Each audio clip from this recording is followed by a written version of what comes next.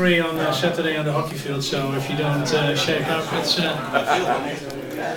Okay, welcome back. How were the discussions? I heard some wise, I heard also some fun talk, which is also important. But who says I really had a very nice conversation about the why? Gary, tell me. Well, these folks, I got to tell you, I was astounded. I mean, because it comes from their hearts. They both said things that, we were talking. Okay, I'll just mention this. We were sitting here talking, and I was amazed, actually, by what came from these two people's hearts. And that's where it really comes from.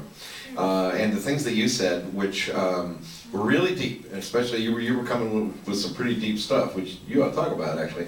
But it's amazing to me how embedded and deep the feeling for helping others is. That's the key. And so it's like, we were talking, and I'm sort of a teacher type. I just enjoy watching people gain knowledge, and you are too. You're basically doing that same thing. It's really fun to see. So I really was inspired by that. So the connection was not artificial. No, it was not artificial. Cool. Great to hear. Not at all. Hey, I'd love to hear more stories, but I promise it would be like an hour. So moving on, if you remember in the movie, we really talked about people. People really are the brand. They make or break experiences. I think crucial to realize that they activate the brand, but most important, this is done through demonstrating and storytelling. And I think now in the US, this is for you, Scott. You are smiling to Jim. Do you see this? Did you see this? I mean, the Lumia is kicking the iPhone 5's friggin' ass. We like that.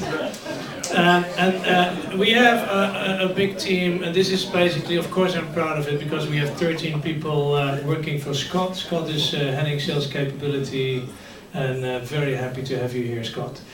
So we are basically helping to launch the Lumia in a different way, and that's what we do with Shireen, also from Incredible. Incredible, we'll talk about you a bit later.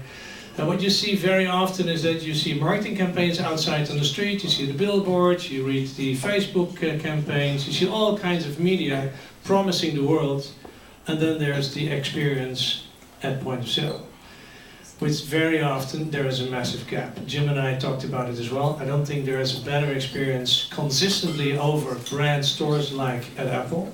But if you go to other channels, can I say that, Jim? Yeah, I'm going to say this. If you go to other channels, the difference in experience is massive.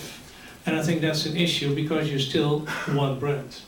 And Scott, we've been on our ventures to see how can we create this consistent experience also over different channels. So it's the people that create lasting memories, and it's really that what makes the difference.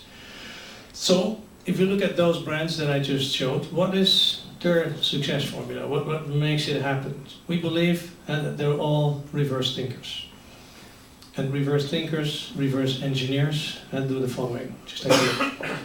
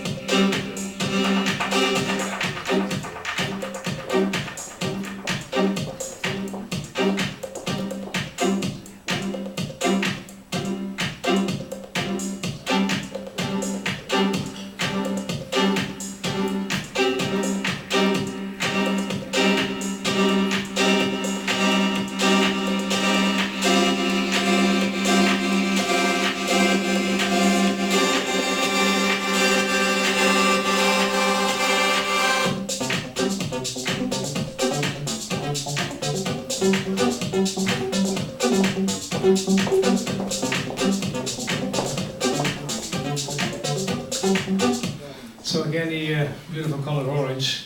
Yeah. So, yeah. I don't know why we attract already on the color. That's a good news. Hey, so if we really take this serious, this desired experience, it's not the same as like, is there a bank here at all? Do I need to be careful?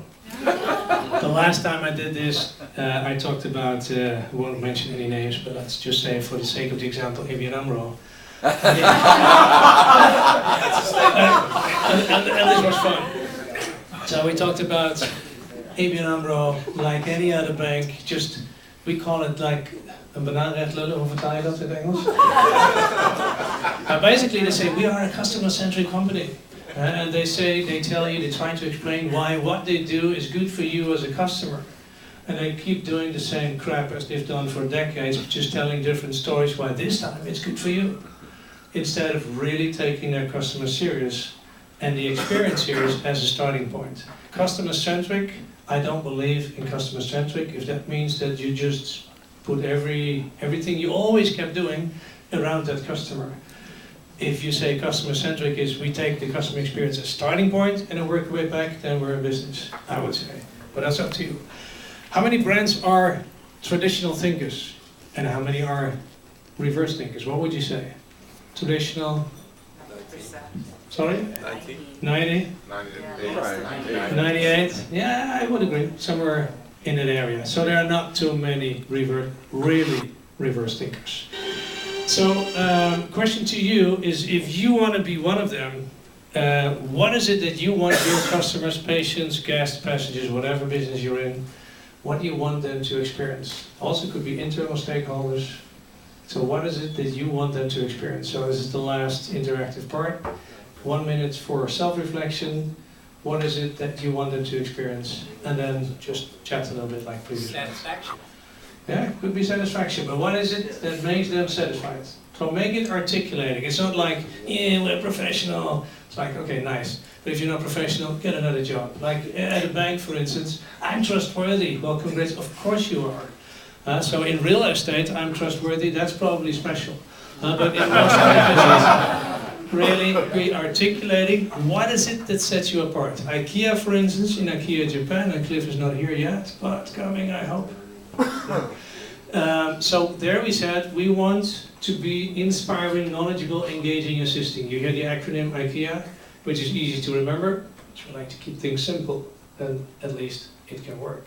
So IKEA, inspiring, knowledgeable, engaging, assisting. That's their desired experience, and that's something that you can work with. So up to you, 5 minutes to think, what is it that you want your customers, patients, passengers, stakeholders, teams, that could be internal, to experience. Have fun.